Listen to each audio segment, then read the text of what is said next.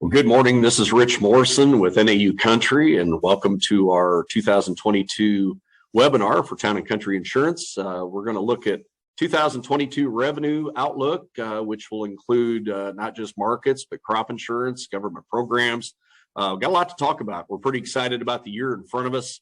I will use the word opportunity a lot. I think that with prices where they're at this year, we've got an opportunity we haven't seen in many, many years. So with that, a lot of things happening in the marketplace right now, starting with inflation. Inflation continues to be the big topic, I think, and has been for at least 18 months. Commodities have and always have been the beneficiary in high inflationary periods, and we're certainly seeing that happen right now. South America has been also a big story in the marketplace. They got off to a tremendous start in the crop year, planted at a record pace. And then La Nina kicked in, and southern Brazil, Argentina started having some weather and crop problems, and that's been a big cause of the rally we've seen. Mr. Putin hasn't been a factor for a week or so, but go back a couple of weeks. His talk with Ukraine, along with President Biden's, did get the wheat market to rally significantly. And so that, again, has kind of quieted down a little bit, but we'll see if that becomes a factor going forward. Not enough China. China has been slow to buy this year relative to a year ago.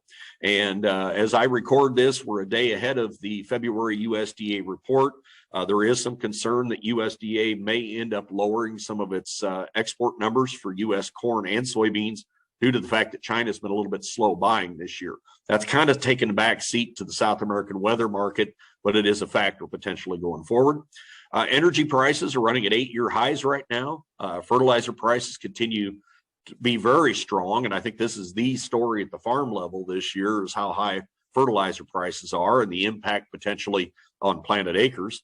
And then the last thing I got on here is that crop markets are running at 11-year highs, and that's from a crop insurance standpoint. And when you look at where we're at, as I record this, 5 days into the pricing period for insurance, but we've got the corn price averaging $5.75.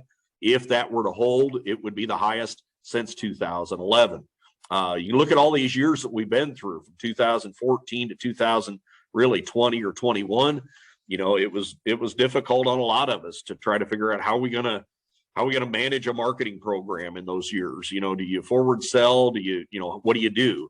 And certainly we've got many more opportunities with prices where they're at this year. Similar with soybeans, if we hold the bean price where it's at today at $13.95, would be the highest we've ever been for the crop insurance program.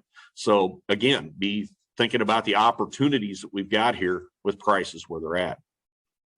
Now, going back, fundamentally, the fundamentals really do provide an underlying story here for the commodity markets. I know a lot of the buzz has been around inflation and commodity markets and funds and things like that, but the fundamentals have really provided a good floor. You look at corn, bean, wheat, world stocks, all expected to be lower again this year. And so that, again, kind of providing a good support under our markets. But flipping back to last year, performance in commodities was tremendous. The Goldman Sachs Commodity Index is the green line on this chart. It returned about 35% last year. It beat the S&P, the light blue line. It beat the World Equity Index, the bond markets, the currency markets. So commodities were kind of the darling investment class of 2021. And now keep in mind, this index isn't just ag commodities. It includes a basket of commodities like energies, precious metals, soft commodities like lumber, cotton are all included in the Goldman Sachs index. But certainly at 35% return, it catches a lot of people's eye. And so as you flip into 22, what's happened so far this year is I think that the government, our government has come to the realization that inflation is real. It's not going away. The word transitory was tossed around a lot at the end of last year. That term has kind of been shoved to the wayside. I think the government finally understands that this is real. It's going to stick around. And I think investors do too. And so we've started to see a lot of investment money come out of the stock market. People getting a little bit nervous about returns going forward. Some of that cash is coming into the commodity sector.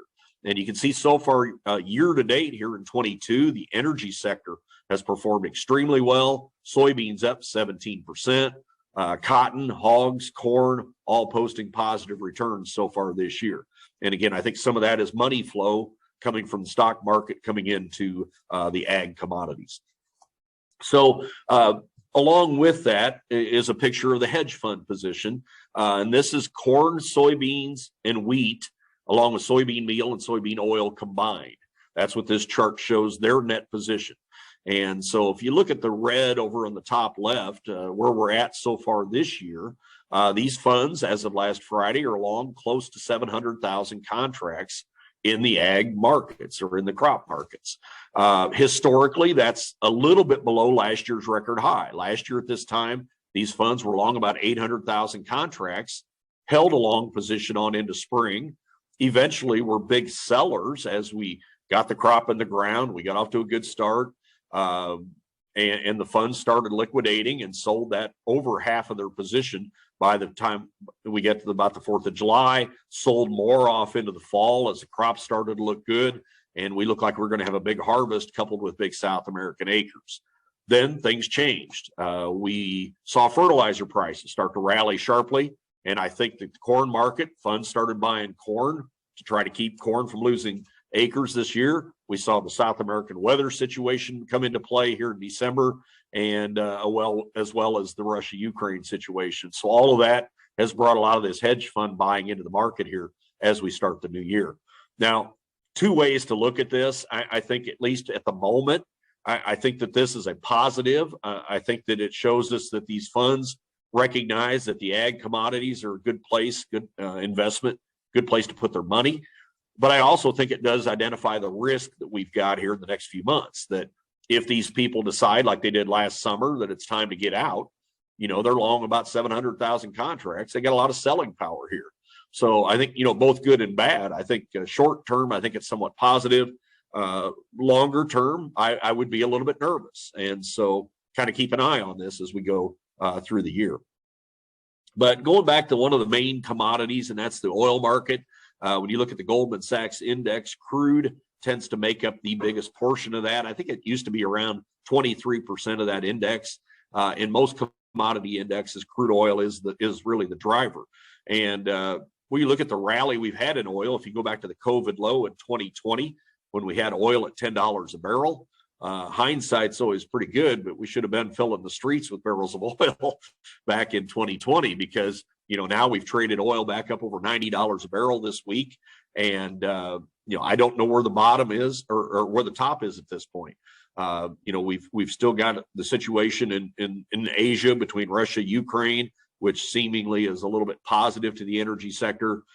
We've got rising demand here in the U.S. as we continue to see the economy opening up. So, but kind of watch the oil market out of the corner of your eye. I think if you're thinking about soybeans, corn, certainly crude oil is one of the drivers. And I did find this chart the other day, which I thought was pretty fascinating, that shows the correlation between crude oil and soybeans.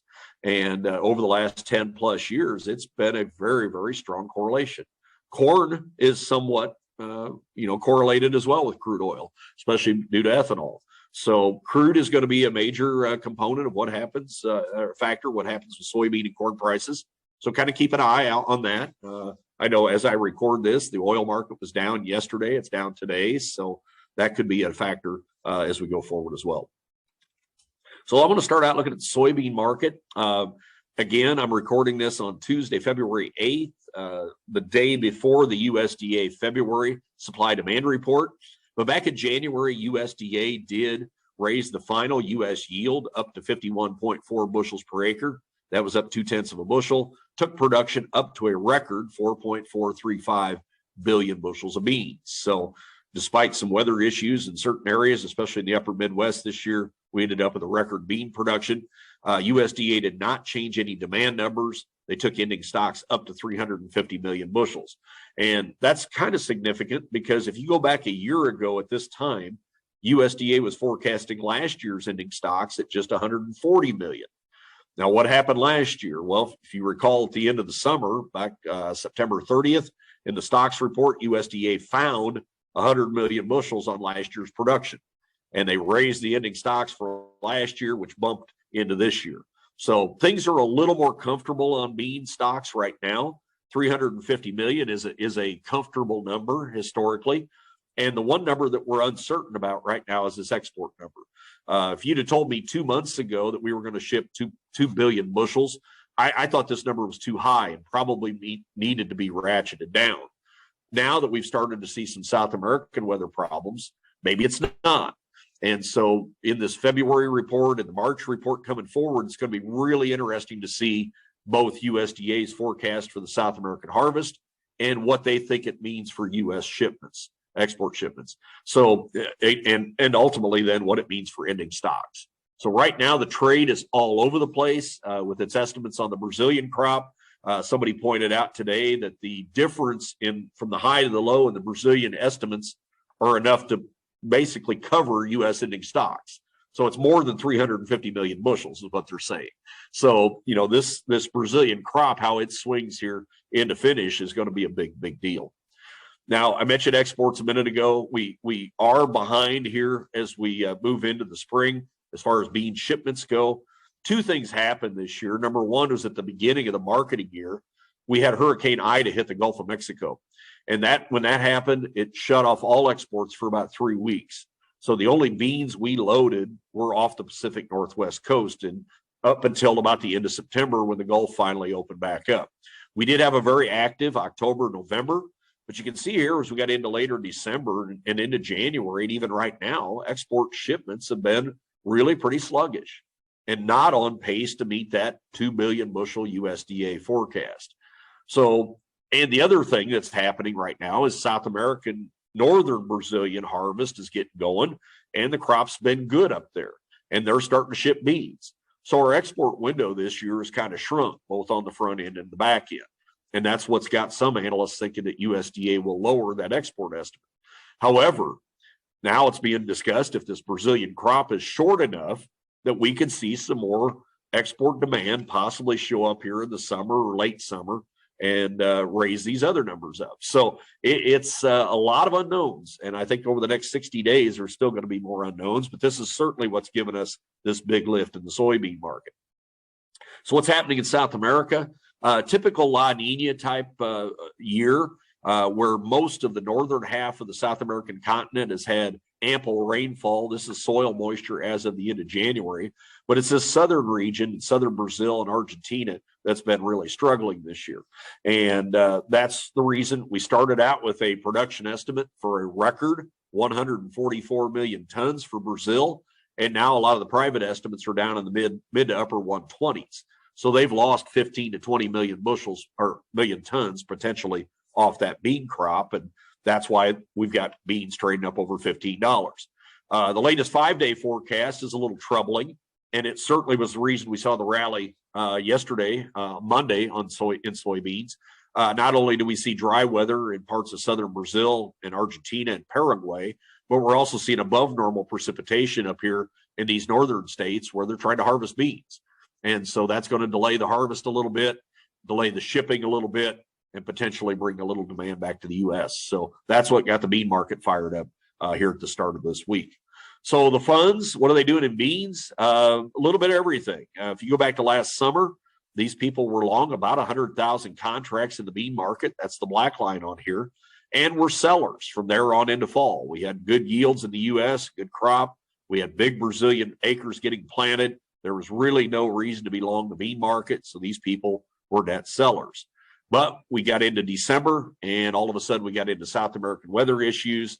The funds started buying in a pretty sharp way. And you can see they've taken their position from nearly zero at the beginning of November. And as of last Friday, they're long right at the record for this time of the year, about 155,000 contracts. And we know that since this report was out, they've been net buyers since then. So what do they do going forward? Do they have any more buying power potentially? You know, their record long position was a year ago, this red line at 240,000 contracts. So you could argue that, you know, historically they do have some more buying power if they decide to use it.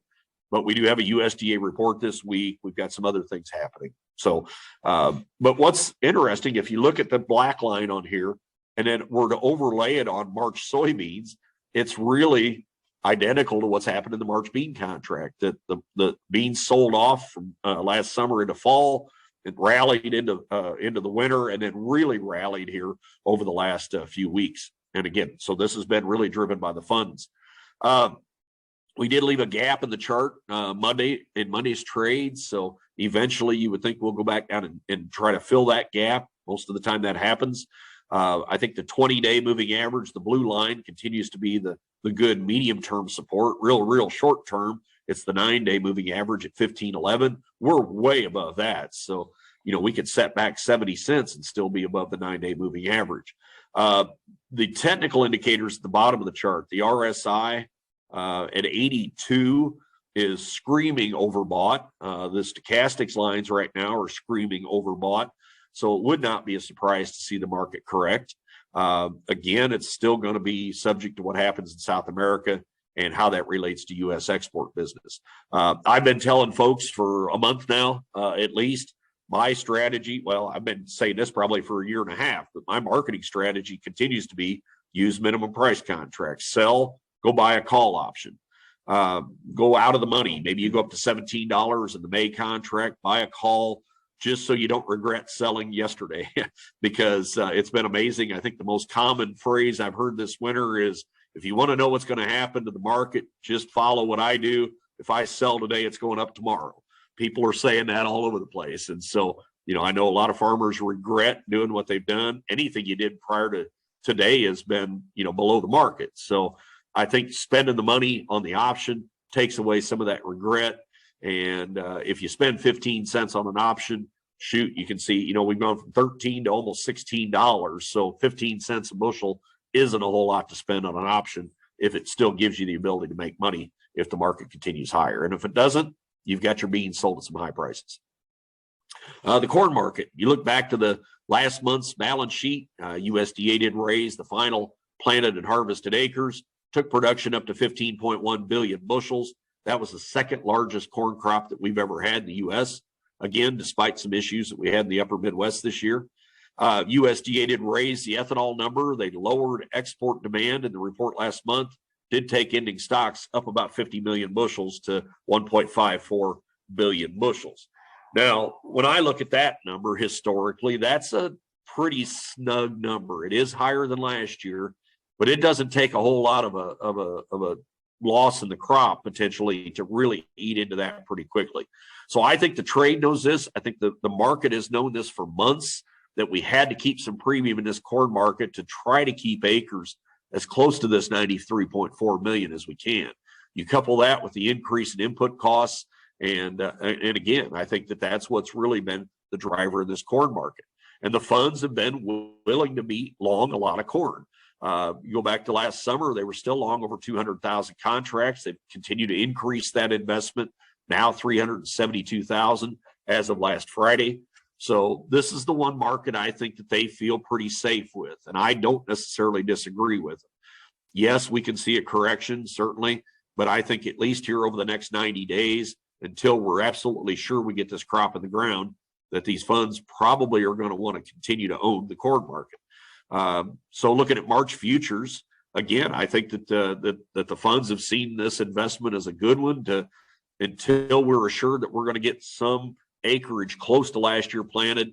Funds have been willing to own corn. We've pushed the corn to a new high here at 642.5 at the end of last week. So we did gap back high. We did find some support, I should say, at the 20-day moving average, the blue line, and then gap back higher here to start the week. So I think that's turned the charts back to positive again. We did get the correction last week in corn. We didn't really have it in beans yet, but corn did correct back down for a little bit. More of a neutral type market right now ahead of the USDA report. But again, I think if I got old crop corn left, I would probably take advantage of this, sell it, go buy a May out of the money call, just in case the market goes higher. So 2022 markets, where are we at? What's going to happen? I found this chart. I thought it was pretty interesting that Farm Progress did this survey a week ago, asking producers what factor most influences your crop choice. Now, I think this is very much set towards 2022 because of input costs, but 64% of producers still said we don't change. we're going to stick with our rotation. I actually thought that number might be a little higher, but nonetheless, it was still 64%. 15% said the price of the commodity is going to be the factor. 21% said the cost of inputs to raise the crop. I bet if you asked this question last year, that number would have been probably 1 or 2%. But inputs have certainly been the factor here in 22 because of the rise in nitrogen, DAP, et cetera, especially for corn expenses. So we're really paying attention to this corn bean ratio. And you go back to last September when the ratio was 2.5 to 1, everybody was talking about big bean acres getting planted in the U.S. this year. A lot of talk about farmers going 100% beans, especially in some of the fringe areas of the Corn Belt. That changed a lot as we went through fall into the early part of winter. You started hearing some of the university folks talking bigger corn acres, that corn was penciling out better than beans. Even despite the input costs being up, we had that ratio tighten and corn prices were favorable. But look what's happened in the last 2 months. Now we've gone the other direction. So I think it's rather fascinating this year to try to predict what's going to happen with some of these fringe acres. My personal opinion is that I think at least 90% of acres probably know what's going to get planted on them this year. I know where I'm from in Western Illinois, we had a lot of nitrogen went on in the fall. I think other parts of the Corn Belt have been told the same thing. So a lot of people have already decided what they're going to plant. But I've also seen a lot of ground turn over this winter, a lot of farms selling, a lot of rents. And, if you got a new farmer on a piece of ground, then chances are they didn't work the farm last fall. And so they've still got the ability to change maybe what gets planted on those acres. So I still think there's some acres that can switch. I think the trade feels that as well. And we've gone back and forth from which crop we think we need. 2, 3, 4 months ago, we were thinking we needed to incent corn acres. Right now, the trade is acting like it needs to try to incent soybean acres based on the South American drought. So again, I think over the next couple of months, it's going to be very fascinating. USDA doesn't come out with its first estimate on acres till March 31st when they have their planting intentions report. And that's actually based on producer surveys. So between now and then, it's going to be a lot of guesses. And so what have we seen so far? If you look at last year, we were 93.4 million acres of corn, 87.2 beans. Back in October, USDA economists put out some estimates on acres. Again, these are economists. They were basing these just purely on numbers at that time. They were suggesting 92 million corn acres, 87.5 million beans. Farm Doc came out December 1st. Keep in mind, this is when that ratio had tightened to 2.2 to 1. They came out projecting 96 million corn acres, 85.5 million beans. Over the last 3 weeks, IHS Markit, which used to be Informa Commodities, they came out at 91.5 million corn, 87.8 beans. ADM came out at 93 corn and 87 beans. But Farm Futures put a survey out 2 weeks ago. They came back at 90.4 million corn and 92.4 million beans. If they're correct, that would be the second year ever that bean acres would have topped corn acres. But what's really interesting is to look from the high to the low here. Now, granted, Farm Doc's number was a couple of months ago, but you've got a 5.5 million acre swing in corn acres. You get about a 7 million acre swing in beans. What that means in corn, that's about 1 billion bushels difference in carryout. Farm Doc's number would put us in a substantial corn carryout and would likely be very bearish to the corn market. Farm Futures numbers probably a little bit friendly to corn. On the flip side, the beans, Farm Doc's number would be supportive to the bean market, where Farm Futures would be very bearish beans. So I think the truth probably lies somewhere in the middle.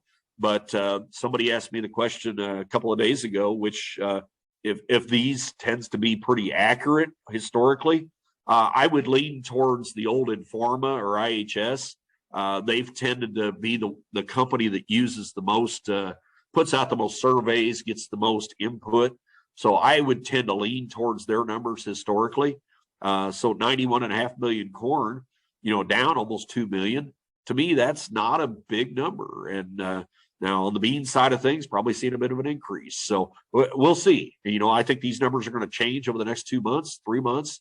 And so, again, I think it's going to be very interesting for the market. So ignore the lines, the yellow and green lines on here for just a minute. You look at November beans, they were very flat all the way through fall and into the winter months. There was just no story here until the South American weather story happened. And then once we got to mid-December, you started seeing the March bean contract rally. November's gone along for the ride as well here lately, especially in an effort to try to maybe swing a few acres back to beans. So we've traded well up into the 14s now. As I mentioned with March beans, the RSI at 81 and stochastics indicators both tell me this market's well overbought right now, especially ahead of a report this week. I've been suggesting a third sold on new crop beans. I've been saying it since $13, so we're well above it now. But I think if you got money in this market, I think if you can lock in profit, I would want to be a little more aggressive selling than I normally would be in a normal year. This is the first year we've had, as I mentioned, in a long time that we've had prices at these levels. And so I want to be a little bit more aggressive forward selling. And if a person told me that, what about selling 50%? What would you think about that? I wouldn't talk you out of it. If you know what your expenses are, you know what you can sell the crop at, you know what your insurance guarantee is. If you can lock in profit this year, I would never talk anybody out of doing more than what I've suggested. On the corn side of things, you know, the rally really started back in September. And I think that was driven by the fertilizer market. I think when the nitrogen prices, DAP prices started trending higher, you saw December corn futures start to trend higher as well. And a lot of that was driven by the funds putting money in this market. And so we've traded corn from basically $5 a bushel in mid-September. Now we're pushing up close to $6. As with soybeans, I've been suggesting being a third sold. I had two guys in Missouri a couple of weeks ago tell me they were 70% sold on new crop corn. They were planning on buying the top end crop insurance this year to be able to protect as much as they could on bushels and price. And if the market drops, they want to buy call options to cover their sales. But their opinion was that this is the best year they've ever had in farming, being able to lock something in ahead of time. They're going to do it, get it locked in. They don't want to let it get away. And I cannot argue against that. The indicators, RSI at 66, stochastics kind of turned a little bit higher here at the beginning of the week.